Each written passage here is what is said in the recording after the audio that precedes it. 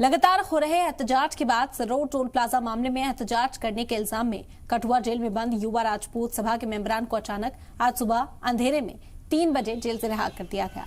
माना जा रहा है कि जम्मू में बिगड़ते हालात को देखते हुए सरकार ने अचानक ही रिहाई देने के आदेश दिए, जिसके बाद गिरफ्तार किए गए नेताओं को रिहाई कर दिया गया। सरोड टोल प्लाजा की मुखालफत आंदोलन की शक्ल ले रही थी। बीते दिन पूरा जम्मू बंद रहा था और सांबा जिले समेत कठुआ में भी बंद का असर देखने को मिला था। आपको बता दें कि पिछले कुछ दिनों से युवा राजपूत सभा के बाकी मेंबरान और कुछ कारोबारी समेत मुख्तलिफ सियासी पार्टियों के जरिए जगह जगह एहतजाज किया गया था।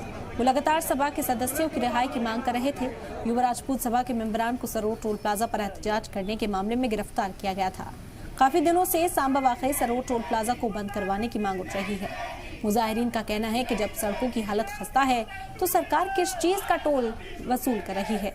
इसके अलावा जम्मू कश्मीर में स्मार्ट मीटर और प्रॉपर्टी टैक्स की मुखालफत में भी लोग मुसलसल एहतजाज करते नजर आ रहे हैं।